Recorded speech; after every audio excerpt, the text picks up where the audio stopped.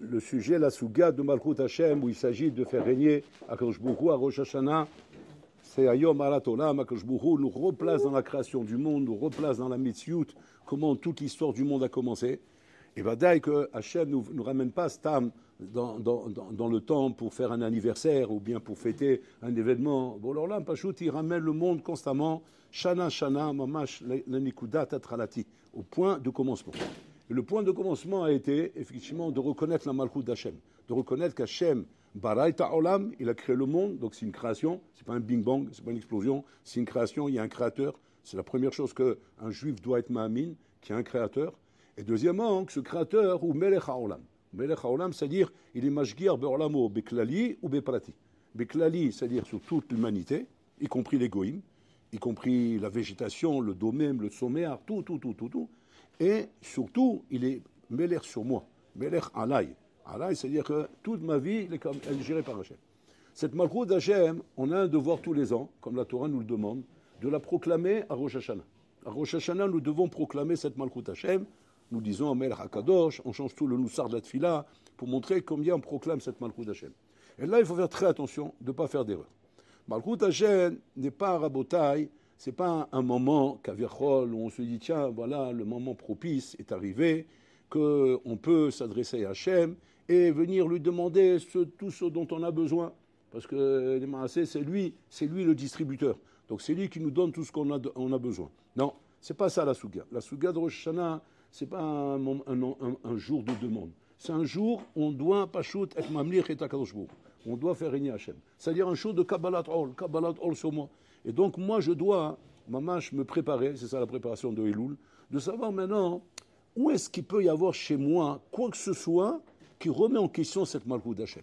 Ou la Malchut d'Hachem qui ne trouve pas sa place chez moi. Elle ne trouve pas sa place chez moi. Dans quel domaine, dans quel inyanim, dans quel averot que je pourrais faire, dans quel ashkafot que je pourrais avoir. Ou Bololam Kavechol, il ne trouve pas sa Malchut chez moi. Hachem, il pourrait me dire, Anilo Margish Ani Melech Alecha. Je ne sens pas que je suis Melech chez toi. Je sens que c'est l'anarchie. Tu fais ce que tu veux. Tu n'es pas avec moi. Tu n'es pas soumis à ma Malchut.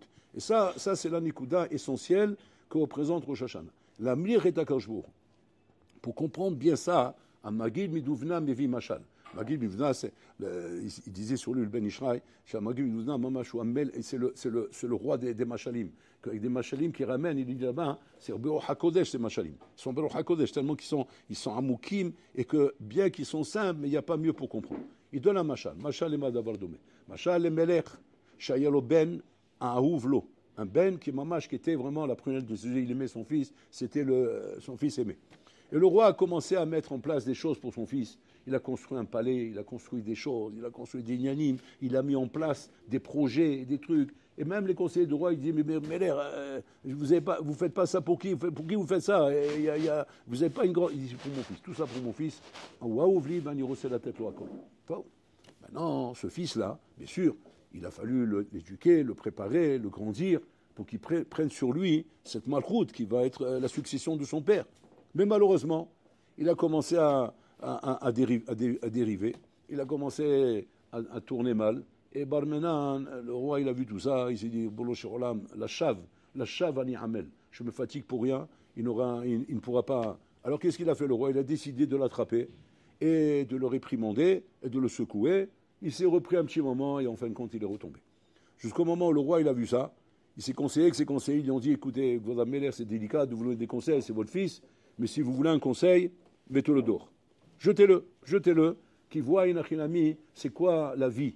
Parce que des fois, les gens, quand on les protège trop, on est trop à côté d'eux, on s'occupe trop d'eux, alors des fois, ils abusent. Alors des fois, qu'est-ce qu'il faut? Il faut les jeter dehors et que le bonhomme mitmoded, shitmoded imasmo, qu'il soit en mesure de s'affronter par rapport aux difficultés de la vie. Et ça, peut-être, ça va lui mettre du plomb dans la tête. Et qu'il va comprendre que la vie, c'est pas un pique-nique, c'est pas une partie de manège, c'est sérieux. Donc il a décidé, le roi, ok, j'écoute, il a jeté dehors. Donc il est parti dans la nature. Où là-bas, il a commencé à voir la vie. La vie, c'était pas facile. Il fallait qu'il travaille pour des gens qui coupent du bois dans la forêt pour avoir de quoi manger. Il a commencé à vivre, kilou, caché, chaim kashim.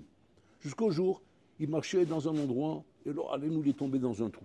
Tombé dans un trou, il était bloqué dans ce trou, un trou profond, il s'est cassé les os, il était au fond de ce trou blessé, et il n'arrive pas à sortir de là-bas. Maintenant, le roi, il voit que le temps, il passe, une semaine, 2 semaines, il dit, bon, où est mon fils? Qu'est-ce qu'il fait, mon fils? Donc il a eu très peur, le roi, il s'est dit, je sens qu'il est arrivé quelque chose. Il a demandé vite à ses conseillers, à ses ministres, je vous en supplie, sortez et allez le chercher. Donc ils sont sortis pour le chercher. Ils ont posé des questions à droite, à gauche, ils ont trouvé sa piste, et ils sont arrivés jusqu'au bord, où ils ont vu le fils du roi là-bas, il était en train d'agoniser. Il était vraiment aux derniers instants de sa vie. Et donc, ils ont qu'est-ce qu'on fait maintenant? Il faut lui faire quelque chose, il faut le donner à manger, il faut le ranimer, il faut le donner à boire, il faut le soigner de ses blessures.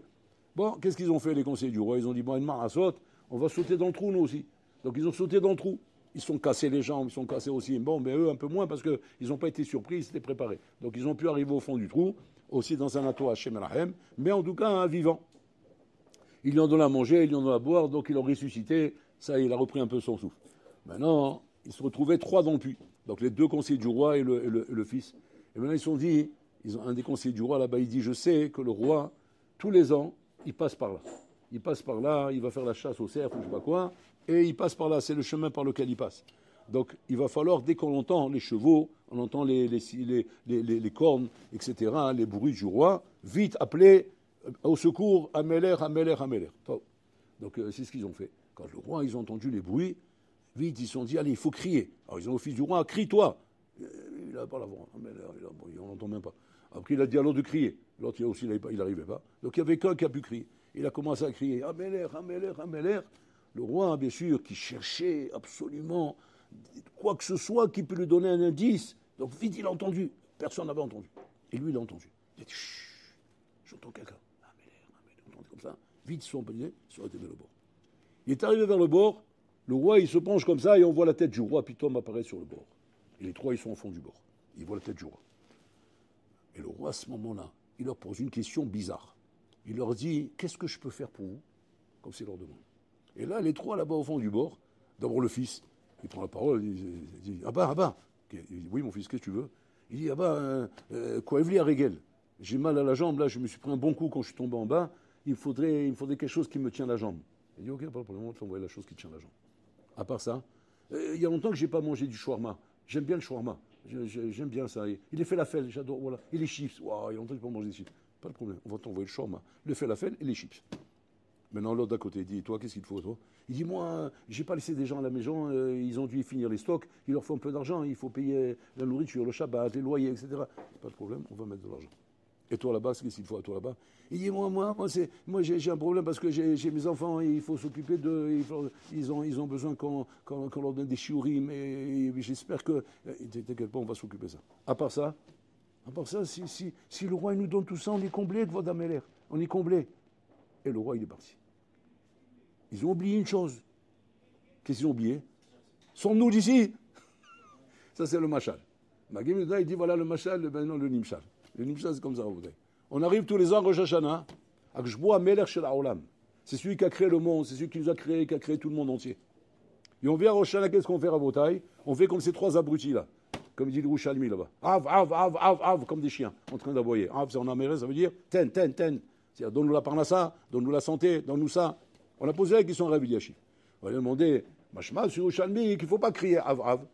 Alors quoi, on ne demande rien. Si on ne demande rien, hein, on va sortir de la banque short. On ne va rien avoir. Il faut demander. Rabbi Eliashib a dit, non, dans notre dor à nous, il faut demander.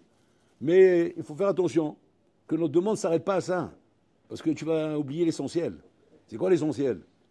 Demande la Géoula, demande le Mashiach vient, demande qu'on sorte de ce bord dans lequel on est, de ce trou dans lequel on est. Et Mimela, tu auras tout. Mimela, tu auras la parnassa. Mimela, tu auras la bracha. Mimela, tu auras tout. Mais qu'est-ce que tu es en train de demander? Tu es en train de demander Olam Hazeh Noach. Tu veux un Olam Hazeh agréable. Un Olam Hazeh où tout se passe bien, où ça va. On a la parnassa, on peut se taper des vacances, on peut sortir se balader, on peut continuer à vivre. Et la galoute, elle ne nous dérange pas vraiment.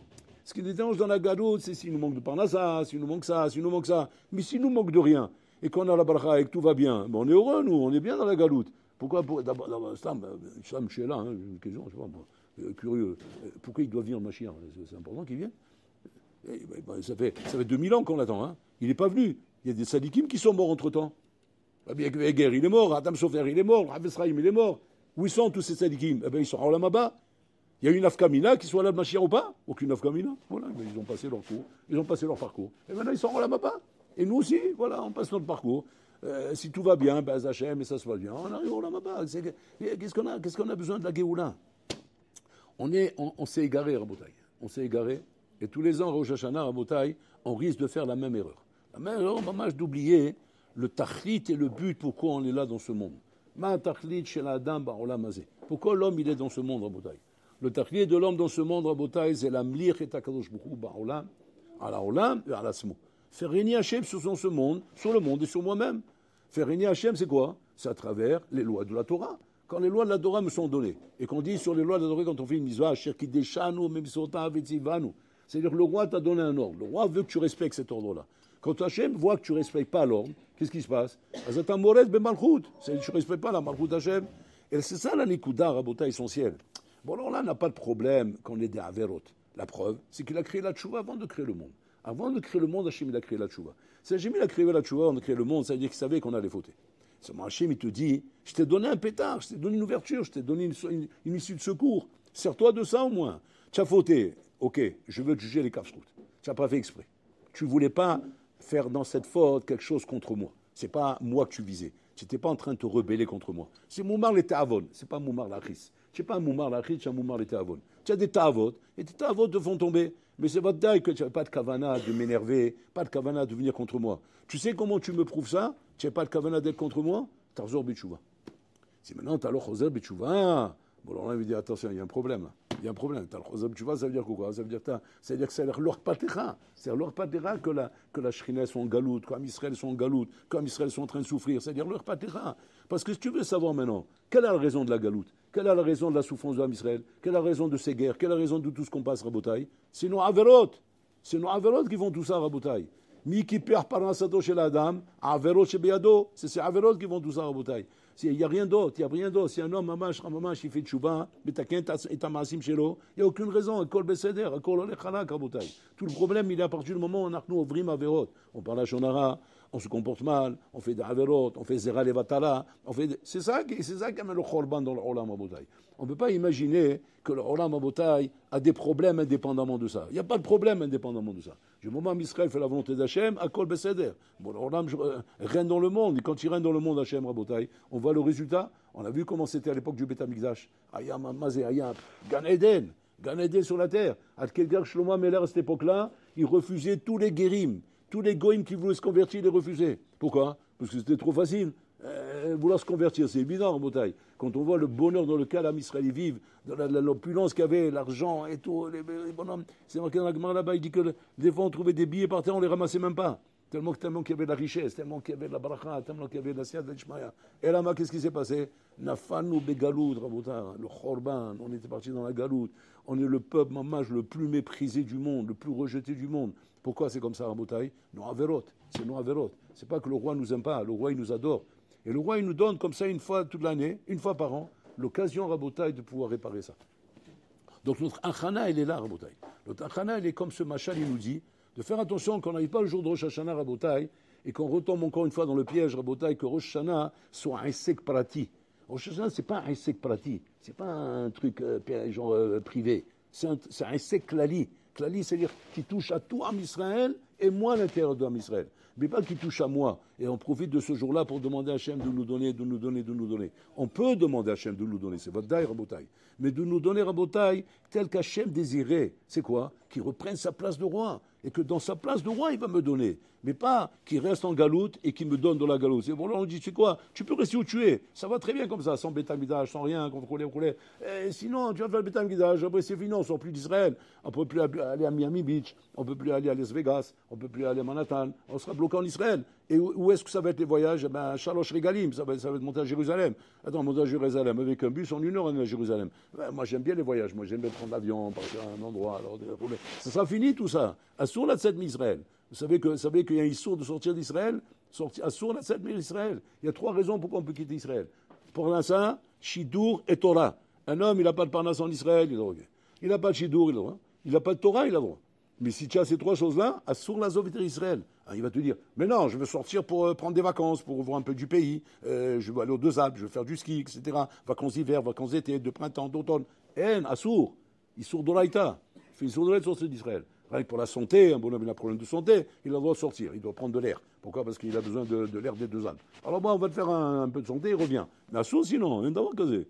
Tu n'as pas le droit de sortir d'Israël. Assour la tête reine les orlam à goïm. Tu n'as pas le droit de regarder le monde goy avec grâce. Comme si que, oh, qu'est-ce que c'est beau, qu'est-ce qu'elle est belle Amérique, combien la Shrina elle se trouve quand elle entend ça. La Shrina elle se trouve, elle dit quoi? Israël n'est pas plus beau que ça? Et pourquoi? À cause de nos Averot. À cause de nos Averot, Rabotai, on a chassé d'Israël, toute la beauté d'Israël, elle est partie chez les Goïms. Elle est partie chez les Goïms, là-bas, dans les montagnes, etc. Alors tout ça, c'est en Israël, tout ça. On n'a pas besoin de tout ça, Rabotai. Donc c'est-à-dire qu'Am Israël, Rabotai, doit comprendre qu'on est devant une Sougia Klali qui s'appelle Rosh Hashanah.